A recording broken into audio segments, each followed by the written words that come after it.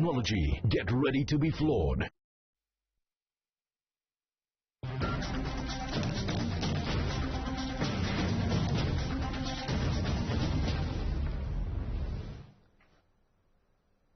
नमस्कार, साधना प्लस बिहार झारखंड देख रहे हैं आप और मैं हूं आपके साथ पूजा अग्रवाल। बुलेटिन की शुरुआत करेंगे हेडलाइंस के साथ। राज्य में कोरोना की दूसरी लहर से मचा हाहाकार। प्रदेश में संक्रमण के 5,770 नए मामले आए सामने। पिछले 24 घंटे में 141 लोगों की मौत। बिहार में लगा 10 दिन का लॉकडाउन। मोकामा में नहीं हो रहा लॉकडाउन का सख्ती से पालन। जमकर उड़ा रही सोशल डिस्टेंसिंग की धज्जियां। समस्तीपुर पुलिस ने बाजारों में चलाया जांच अभियान। बसंत मार्केट में 6 दुकानों को किया गया सील। पुलिस ने सख्त रवैये से दुकानदारों में मचा हड़कंप। और पुणे में बेवजह घरों से बाहर निकलने पर कार्रवाई। प्रशासन ने लोगों से की जान बचाने के लिए बरती सख्ती। एसपी ने ऑटो चालकों को दी हिदायत। चलिए शुरुआत करेंगे खबरों से। देश में कोरोना वायरस की दूसरी लहर की वजह से हाहाकार मचा हुआ है। कोरोना संक्रमितों और कोविड से होने वाले मौतों की संख्या में लगातार इजाफा हो रहा है, जिससे लोगों में दहशत है। आपको बता दें कि देश में कोरोना संक्रमण के मामले हर दिन नए रिकॉर्ड बना रहा है।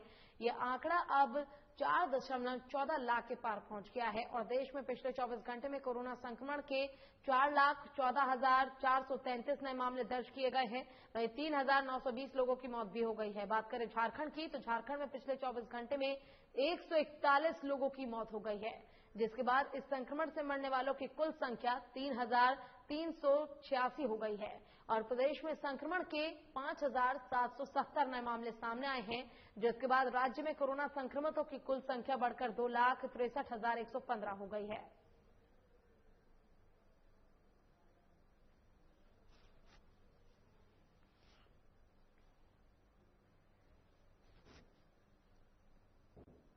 और कोरोना संक्रमण की रोकथाम के लिए बिहार सरकार ने 10 दिन का लॉकडाउन लगाया है, लेकिन कई जिलों में अभी भी लॉकडाउन का सख्ती से पालन नहीं किया जा रहा है। लॉकडाउन के तीसरे दिन मोकामा में कोरोना गाइडलाइन का पालन न करने के बराबर होता दिखाई दिया और बाजार की हर दुकान पर सोशल डिस्टेंसिंग की धज्जियां उड़ रही है। यही मंजर सब्जी मंडी में भी देखा गया, लेकिन अभी तक किसी भी तरह की कोई गाइडलाइन नहीं की गई है और कोई कार्रवाई अभी तक नहीं की गई। आप तस्वीर में देख सकते हैं कितना ज्यादा भीड़ है मार्केट में और कोरोना के नियमों की खुलकर धज्जियां उड़ाई जा रही है। और बिहार में सरकार ने 10 दिनों के लॉकडाउन की घोषणा की है, बावजूद इसके लोग मानने को तैयार नहीं है। सुबह होते ही दुकानदार अपनी दुकान खोलकर दुकानदारी करते नजर आ रहे हैं। मामला समस्तीपुर का है, जहां जिले के नगर थाना की पुलिस ने शहर के मरवाड़ी बाजार सहित कई बाजारों में सघन जांच अभियान चलाया और खुली दुकानों को बंद करवाया। वहीं लॉकडाउन का उल्लंघन करते हुए बसंत मार्केट की 6 दुकानों को सील किया गया। साथ ही बेवजह घूम रहे लोगों से आग्रह किया गया कि सभी लोग सरकार की गाइडलाइन का पालन करें, नहीं तो बल का प्रयोग करना पड़ेगा। वहीं पुलिस के इस सख्त रवैये से दुकानदारों में हड़कंप मचा हुआ है और लोगों ने अपनी दुकानों के शटर गिराने शुरू कर दिए हैं।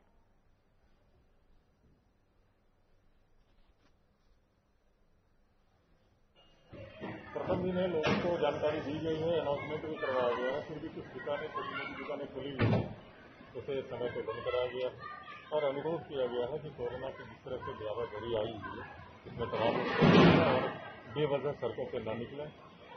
सरकार के जो गाइडलाइन है उसका पालन करें। बात पूर्णिया की करेंगे, जहां पर लॉकडाउन में बेवजह घरों से बाहर निकलने वालों के खिलाफ प्रशासन सख्ती बरत रहा है, जिसको लेकर डीएम राहुल कुमार ने कहा है कि अगर थाना क्षेत्र में पुलिस सड़कों पर बेवजह चलने वाले लोगों को रोक रही है और उनसे बाहर निकलने की वजह पूछ रही है। इसी के साथ एसपी दयाशंकर ने कहा कि ऑटो चालक इस समय यात्रियों को भरकर नहीं चले और नियमों का पालन करें, नहीं तो कार्रवाई की जाएगी।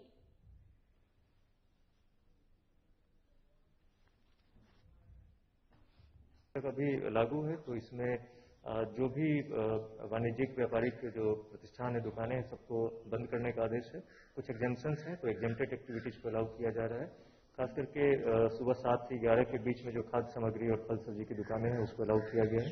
अनावश्यक जो भी आवागमन है, मूवमेंट है, उसको कम्प्लीटली रोका गया है उसको देखने के लिए जगह जगह पे दंडाधिकारी पुलिस बल लगाए गए हैं, वो उसका अनुपालन करवा रहे हैं। सभी महत्वपूर्ण चौक चौराहे और जो वाणिज्यिक स्थल है वहां पर बल की प्रतिनियुक्ति मजिस्ट्रेट के साथ की गई है।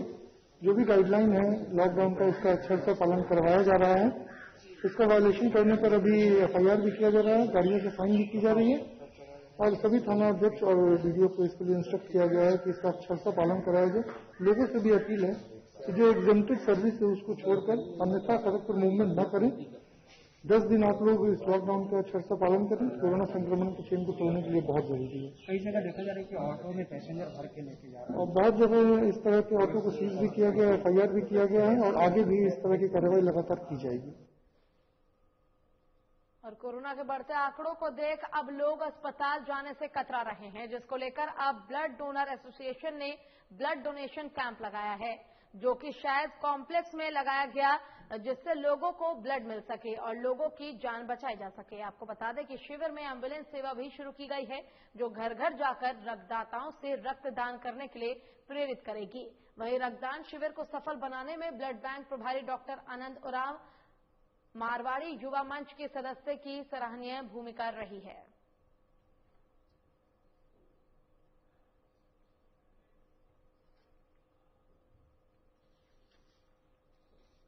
और कोरोना के बढ़ते आंकड़ों को देख अब लोग अस्पताल जाने से कतरा रहे हैं, जिसको लेकर ऑल ब्लड डोनर एसोसिएशन ने ब्लड डोनेशन कैंप का आयोजन किया, जो कि शारदा कॉम्प्लेक्स में लगाया गया, जिससे लोगों को ब्लड मिल सके और लोगों की जान बचाई जा सके। आपको बता दें कि शिविर में एम्बुलेंस सेवा भी शुरू की गई है, जो घर घर जाकर रक्तदाताओं से रक्तदान करने के लिए उन्हें प्रेरित करेगी। वहीं रक्तदान शिविर को सफल बनाने में ब्लड बैंक प्रभारी आनंद उरांव मारवाड़ी युवा मंच के सदस्य भी सराहनीय भूमिका निभा रहे हैं।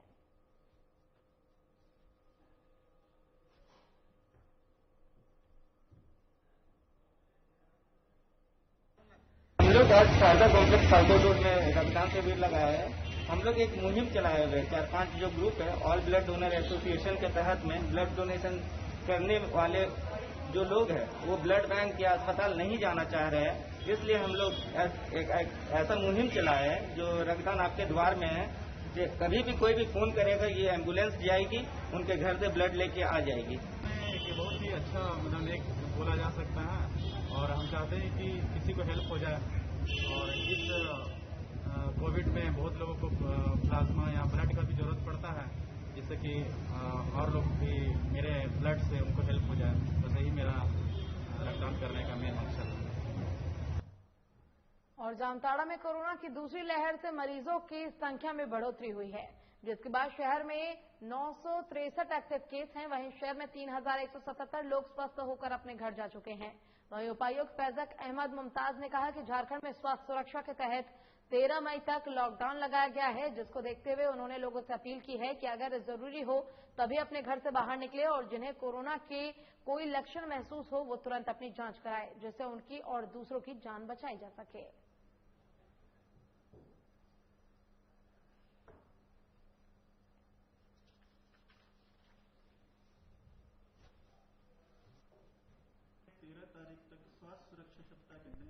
लॉकडाउन है, कुछ आवश्यक सर्विसेज को छोड़ करके तमाम दुकान, मार्केट, मंडी सारी चीजें बंद रहेगी।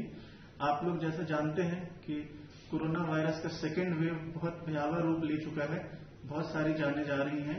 आप लोगों से फिर से निवेदन है कि कृपया अगर अत्यंत आवश्यक नहीं हो घर से बाहर नहीं निकलें, घर में रहें और जब भी आप बाहर निकलें सामाजिक दूरी का पालन करें, मास्क पहनें और अपने आप को सैनिटाइज करके रखें। सरकार और प्रशासन का जो पहल है, जो इस कड़ाई से संपूर्ण स्थिति को संभाला है, इससे और थोड़ा बेहतर होने से सबके लिए अच्छा। आज के दौर में सब राज्यों से झारखंड का स्थिति बहुत ही अच्छा है और यहाँ जिस तरह प्रशासन का व्यवस्था है, जिस तरह यहाँ की सरकार सबका देखरेख कर रही है, इससे बहुत ही अच्छा स्थिति है और थोड़ा इसमें कड़ाई करने से सबका भला होगा और हमारा झारखंड खुशहाल और समृद्ध होगा। इसके लिए सबों को एक साथ आना चाहिए और सभी को मिलके इसमें सहयोग करना चाहिए। प्रशासन हो या पब्लिक, बीमारी किसी को पूछ के नहीं आती है। और लातेहार जिला में होने वाले नक्सली गतिविधियों पर लातेहार पुलिस की नजर हमेशा रहती है।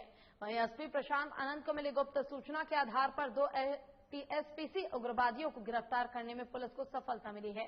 वह इस बारे में हेरहंज थाने में प्रेस कॉन्फ्रेंस करते हुए बालूमार डीएसपी अजीत कुमार ने बताया है कि लातेहार पुलिस कप्तान को सूचना मिली थी, जिसके बाद टीम का गठन कर सूचना स्थल पर पुलिस दल में छापेमारी की और इस कार्रवाई क्रम में टीपीसी का एरिया कमांडर अर्जुन गंजू और सक्रिय सदस्य उपेंद्र सिंह को मौके से गिरफ्तार कर लिया गया है।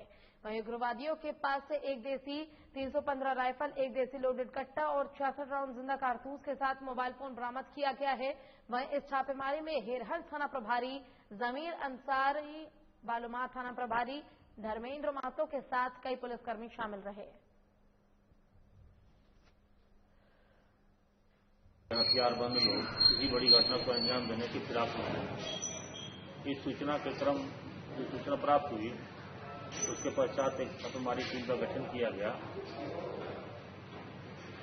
टीम के द्वारा 2 लोगों को गिरफ्तार किया गया, बाकी लोग जंगल का लाभ लेकर भागने में सफल हुए।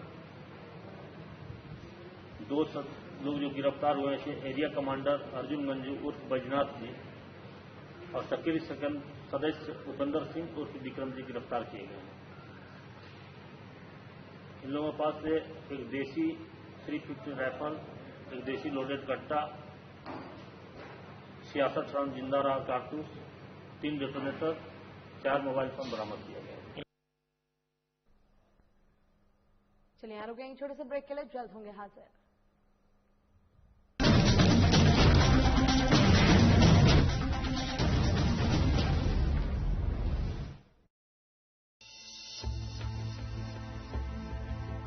रामकृष्ण मिशन अस्पताल रांची में सेवा का एक सर्वोत्तम संस्थान। 7 दशकों से रामकृष्ण मिशन सैनिटोरियम में सभी बीमारियों का आधुनिक पद्धति से सस्ते दर पर इलाज। अस्पताल में अनुभवी डॉक्टर और कुशल नर्सें रखेंगी आपका विशेष ख्याल। सभी आधुनिक चिकित्सकीय उपकरणों से लैस 24x7 है सेवा में समर्पित रामकृष्ण मिशन अस्पताल, खूंटी रोड, तूपुदाना, रांची, जिसका सेवा ही परम धर्म है।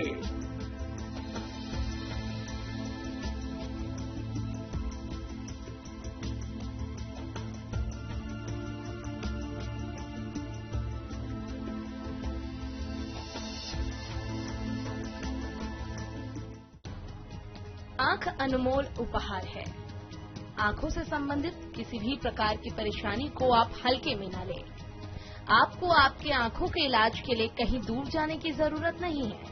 आप सीधे चले आए किरण नेत्रालय, जहां आधुनिक मशीनों से आपकी आंखों का सफल इलाज किया जाता है। यहां पावर चश्मा भी उचित मूल्य पर उपलब्ध है। नर सेवा ही नारायण सेवा के संकल्प के साथ खुला किरण नेत्रालय बरौनी के लोगों के लिए किसी वरदान से कम नहीं है।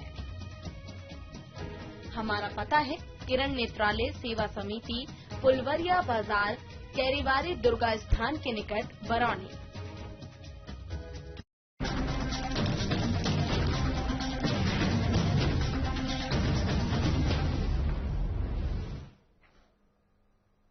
और ब्रेक के बाद एक बार फिर से रुक करेंगे खबरों की ओर और बात करेंगे गुमला जिले की, जहां पर तोरपा विधायक कोचे मुंडा के साले संतोष कुमार मुंडा के हत्याकांड मामले में गुमला पुलिस ने 3 आरोपियों को गिरफ्तार करने में सफलता पाई है। आपको बता दें कि गुमला एसपी कार्यालय में प्रेस कॉन्फ्रेंस कर इस दौरान बसिया अनुमंडल पदाधिकारी विकास आनंद लंगूरी ने बताया कि इस घटना में एसपी के निर्देश पर टीम का गठन कर जांच शुरू की गई, जिसमें ये बात सामने आई कि पेट्रोल पंप जमीन विवाद और अपना ढाबा जमीन विवाद संतोष मुंडा, चूलू मुंडा और दीपक मुंडा के बीच चल रहा था, जिसमें दीपक मुंडा ने अपने दोस्त के साथ मिलकर इस हत्याकांड को अंजाम दिया।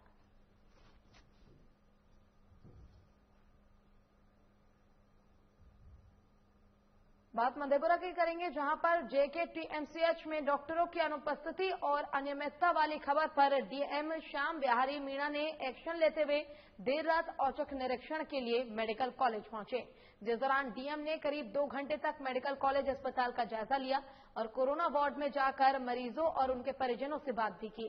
वहीं मौके पर उन्होंने आमजन से अपील करते हुए कहा कि परिस्थिति थोड़ी विकट जरूर है, लेकिन जहां इतना बढ़िया मेडिकल कॉलेज, समर्पित डॉक्टर और नर्स और सभी सुविधा मौजूद है, तो सब मिलकर कोरोना के इस जंग को जरूर जीत लेंगे।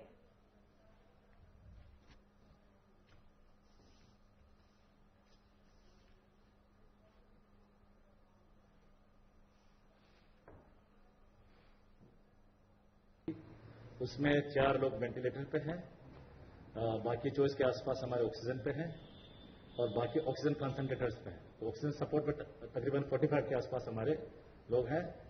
बाकी कोविड वार्ड में हर पेशेंट के पास हम गए, पीपीई किट पहन के मैं गया, एमएस साहब गए, डॉक्टर साहब थे वहां पर एनेस्थेसिया के, मेडिसिन के और अन्य डिपार्टमेंट्स के भी 3-4 डॉक्टर्स थे, हमारे एसडीसी थे श्री मनोहर जी। तो सारे लोग हम लोग गए और हम लोग सब लोगों से पूछा तो काफी लोगों ने सेटिस्फेक्शन व्यक्त किया और कभी भावुक भी लोगों ने कहा कि सर बहुत लोग सब मेहनत कर रहे हैं, नर्सेज काफी मेहनत कर रही हैं, बार बार नर्सेज आती जाती हैं और उनका वाइटल्स लेती हैं दिन में 6 बजे, फिर 1 बजे, शाम को 6 बजे और रात में भी वाइटल्स लेती हैं। वाइटल्स लेती है, दवाइयां खुद अपने से उनको डिलीवर कर रही हैं। और राज्य में कोरोना संक्रमण से जहां एक ओर संक्रमितों की संख्या बढ़ रही है, वहीं इस संक्रमण से ठीक होने वालों की संख्या में भी तेजी आ रही है। आपको बता दें कि गुमला में दानपुर निवासी अंतर्राष्ट्रीय महिला फुटबॉल खिलाड़ी सुधा अंकिता तिर्की ने भी कोरोना को मात देकर कोरोना पर जंग जीती है और फिर से वो फुटबॉल अभ्यास में जुट गई हैं। वहीं उनसे बातचीत के दौरान उन्होंने बताया कि उनकी कोरोना जांच के बाद रिपोर्ट पॉजिटिव आई थी, जिसके बाद उन्हें होम आइसोलेशन में रखा गया था। वहीं अपना हौसला खुद से बढ़ाते हुए घर पर ही रहकर डॉक्टरों के द्वारा दी गई दवाइयों का नियमित रूप से उपयोग करते हुए कोरोना को उन्होंने मात दी और जंग को उन्होंने जीत लिया। साथ ही उन्होंने लोगों से अपील की है कि सरकार के द्वारा दिए गए गाइडलाइन का पालन करें और मास्क और सैनिटाइजर का उपयोग जरूर करें। अंतर्राष्ट्रीय फुटबॉल खिलाड़ी हूँ। मुझे कोरोना हुई थी। जब मैं गुमला में चेकअप के लिए गई थी तो पॉजिटिव हुई थी। उसके बाद में हम लोग घर आए। उसके बाद में जब हम लोग को उधर से ऑफिस तरफ से रिपोर्ट आई, उसके बाद में बोले कि दोबारा चेकअप के लिए जाना है। दोबारा चेकअप गई थी तो नेगेटिव हो गया। कर अपना फुटबॉल अभ्यास की। और बिहार में एक तरफ जहां कोरोना संक्रमण के कहर से सब परेशान हैं, लेकिन इन सब के बीच शराब तस्करों की तस्करी लगातार जारी है। ताजा मामला पूर्णिया का है, जहां वाईसी पुलिस ने ऑटो से 150 बोतल विदेशी शराब की खेप को बरामद किया है। साथ ही इस मामले में 2 तस्करों को भी गिरफ्तार कर लिया गया है। वहीं जांच के दौरान एक तस्कर कोरोना पॉजिटिव भी पाया गया है, जिसके बाद सिपाहियों को पीपीई किट पहनाकर तस्करों को जेल भेजा गया है।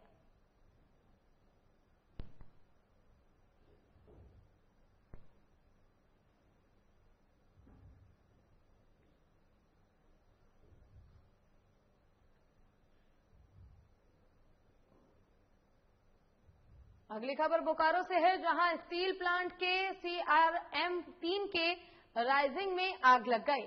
आग लगने की वजह से अफरा तफरी मच गई। वहीं हादसे में सूचना अग्निशमन विभाग को दी गई, जिसके बाद मौके पर पहुंची दमकल विभाग की गाड़ियों ने आग पर काबू पाया। आग कैसे लगी यह अभी पता नहीं चल पाया है। फिलहाल प्लांट के अधिकारी कुछ भी बोलने से बच रहे हैं।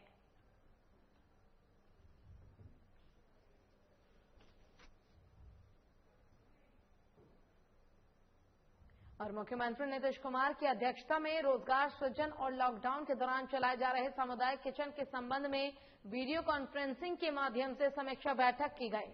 वहीं ग्रामीण विकास विभाग के प्रधान सचिव अरविंद कुमार चौधरी ने महात्मा गांधी राष्ट्रीय ग्रामीण रोजगार गारंटी योजना के साथ साथ ग्रामीण क्षेत्रों में रोजगार सृजन से संबंधित कार्य योजना की विस्तृत जानकारी प्रस्तुतिकरण के माध्यम से दी। नगर विकास और आवास विभाग के प्रधान सचिव आनंद किशोर ने शहरी क्षेत्र में रोजगार सृजन को लेकर किए जा रहे कार्यों के संबंध में जानकारी दी। उन्होंने कहा कि आपदा प्रबंधन विभाग के प्रधान सचिव प्रियत अमृत ने सभी जिलों में सामुदायिक किचन संचालन से संबंधित जानकारी दी। बैठक के दौरान मुख्यमंत्री ने कहा कि कोरोना संक्रमण को नियंत्रित करने के लिए लॉकडाउन लगाया गया है। लॉकडाउन के दौरान सभी लोगों को रोजगार उपलब्ध कराने के लिए तत्परता से काम करें। सबको रोजगार मिले ये सुनिश्चित करना है, कोई मजदूर काम से वंचित न हो। पिछली बार भी लॉकडाउन के दौरान बाहर से आए लोगों के साथ साथ यहां के भी लोगों के लिए मनरेगा के माध्यम से रोजगार सृजित किए गए थे। इस बार भी मनरेगा के माध्यम से लोगों को काम का अवसर देना है। उन्होंने कहा कि ग्रामीण इलाकों के साथ साथ शहरी क्षेत्रों में भी गरीबों को काम मिले, ताकि उन्हें किसी प्रकार की कोई असुविधा न हो।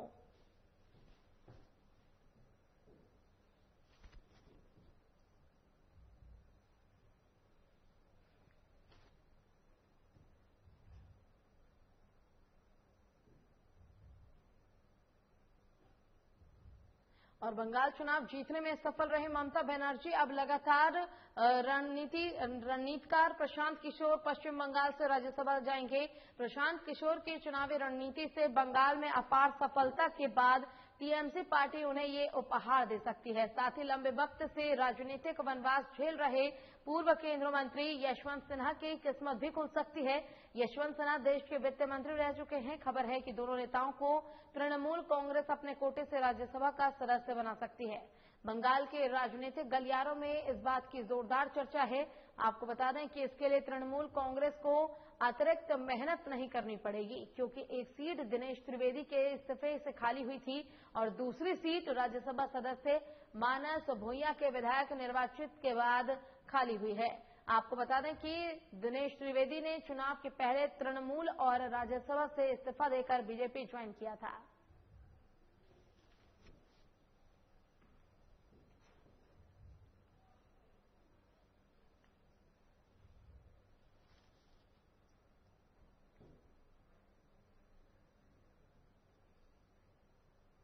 और बोकारो जिलों में आवश्यक दवाइयों की कालाबाजारी और मुनाफाखोरों को रोकने के लिए प्रशासन अलर्ट है। बता दें कि जिला प्रशासन के द्वारा जांच टीम गठित कर लगातार दवाई की दुकानों पर औचक निरीक्षण किया गया ताकि जरूरतमंद लोगों को दवा मिल सके। इसी के तहत बोकारो के सेक्टर 4 स्थित लक्ष्मी मार्केट में औचक निरीक्षण के दौरान स्टॉक में रखे दवाइयों का मिलान किया गया। इस पर 2 दुकानों पर दवा का मिलान करते वक्त बिल मांगा गया, जिसे नहीं दिखाए जाने पर जांच टीम ने नियुक्त दंडाधिकारी के द्वारा सुसंगत धाराओं पर प्राथमिकी दर्ज कर दी, जिसका दवा व्यवसायियों ने विरोध करते हुए सेक्टर 4 में दवा दुकानों को बंद कर दिया। इनका कहना है कि एक टैबलेट की कमी पर एफआईआर दर्ज किया जा रहा है। इस महामारी में अपनी चिंता किए बगैर अपनी सेवा दे रहे हैं। इस दौरान कई दुकानदार संक्रमित भी हुए हैं। दुकानदारों ने कुछ समय मांगा जिससे कि वो अपने कागजात प्रस्तुत कर सके, लेकिन सभी दवा दुकानदार व्यवसाय थे अपनी अपनी दुकानें बंद कर सांकेतिक विरोध कर रहे हैं। हम आपको बता दें कि जिन दवाइयों का यहां जिक्र किया जा रहा है वो सभी कोरोना के इलाज में दी जाने वाली दवाइयां हैं, जिसकी आम लोगों को दवा दुकानों से नहीं मिल पाने और इसकी कालाबाजारी करने की शिकायत लगातार बोकारो उपायुक्त को मिल रही थी। यह जिला प्रशासन के द्वारा जो कार्रवाई की गई है उसके विरोध में दुकानदारों ने स्वतः बंद कर दिया, क्योंकि हमारे यहाँ पे जिला प्रशासन के द्वारा एक टैबलेट की बिल मांगी जा रही है, एक टैबलेट की खरीद और एक टैबलेट की बिक्री। इस महामारी काल में क्या यह संभव है जो कि हर टैबलेट और हर इंजेक्शन का बिल रखा जा सके? लोग आते हैं, उनको पहले देखा जाए या बिल काटा जाए। तो एक टैबलेट के लिए एक टैबलेट की कमी पर एफआईआर कर दिया गया है, सिर्फ एक टैबलेट की कमी पर। ये कहा कि और कोई समय नहीं दिया जा रहा है, मतलब अभी आए तो आप लोगों के बीमार लोगों को छोड़ दीजिए और तत्काल आप हमारा पहले हिसाब दीजिए। तो पहले हमारा प्राथमिकता क्या होगा, दवा बीमारों को देने की और या पहले हिसाब देने की? ऐसा है कि ये हड़ताल नहीं है, सांकेतिक विरोध है अन्याय के खिलाफ। पूरे भारतवर्ष में एक भी दवा दुकानदार बोल दे कि मैं अपने दुकान की सारी दवाओं का एक टैबलेट किस किस व्यक्ति को बेचा, वो अगर साबित कर दे तो हम लोग दवा दुकान का लाइसेंस सरेंडर कर देंगे सरकार को। आप 1 रुपये का एनाल्जिन, 1 रुपये का पैरासिटामोल किसको बेचे, इसका रिकॉर्ड देना संभव नहीं है। जैसा हमारे वहां सचिव ने आज आप कार्रवाई क्यों नहीं करते हैं? शहर के 80% डॉक्टर मरीजों को अपने हाथ पे छोड़ के अपने घर में दुबक के बैठ गए हैं। मानवता की सेवा का संकल्प लिया तुम लोगों ने और आज नींद हकीम दवा दुकान दवा खोल के बैठे हुए हैं। मरीज सामने डीजीएच है, मरीज आकर रोते हैं ये दवा दीजिए। झारखंड सरकार ने गाइडलाइन इशू किया है, ये 6 दवा चलनी चाहिए। मैं सरकार से अनुरोध करता हूं, उन 6 दवाओं में से 4 दवाओं का स्टॉक होलसेल से खत्म हो चुका है, जिसका नाम है डॉक्सीसाइक्लिन, होलसेल में नहीं मिल रहा है। अब जाके दिलाइए हमें। पैरासिटामोल 670 सेंटी की लूट हुई है, पैरासिटामोल नहीं मिल रहा दुकानदारों को, बेचेंगे क्या? और बंगाल में चुनावी नतीजों के बाद हिंसक झड़प जारी है। बीजेपी कार्यकर्ताओं पर हमले किए जा रहे हैं, जिसको लेकर बिहार में बीजेपी के नेता अपने आवास पर धरना प्रदर्शन कर रहे हैं। साथ ही ममता बनर्जी पर लगातार हमला कर रहे हैं। वहीं बीजेपी नेताओं के द्वारा लगाए गए आरोप और धरना प्रदर्शन पर आरजेडी नेताओं ने कटाक्ष किया है। वहीं पार्टी के प्रवक्ता मृत्युंजय तिवारी ने कहा है कि बंगाल चुनाव में जब बीजेपी चुनाव हार गई तो अब उनके बौखलाहट साफ तौर पर देखी जा रही है। देश भर में कोविड-19 की वजह से लोगों की मौत हो रही है और अब तक लाखों लोगों की मौत हो गई है, लेकिन बीजेपी के नेता इस मौत पर कुछ नहीं कह रहे हैं। संक्रमण की वजह से लोगों की जान जा रही है, उसकी चिंता बीजेपी नेताओं को नहीं है।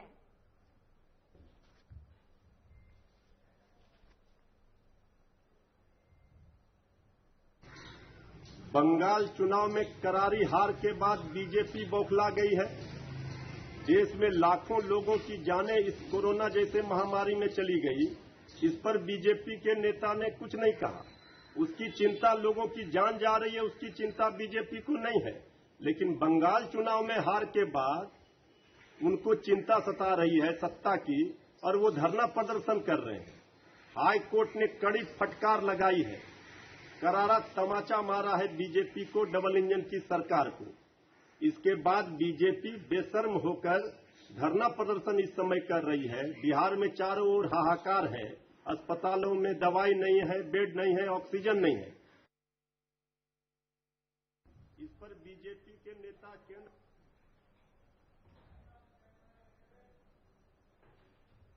चलिए इसी के साथ फिलहाल के लिए बस इतना ही। खबरों का सिलसिला लगातार आगे भी जारी है। आप देखते रहिए साधना प्लस। अपना ख्याल रखिए, घर में रहिए, सुरक्षित रहिए। नमस्कार।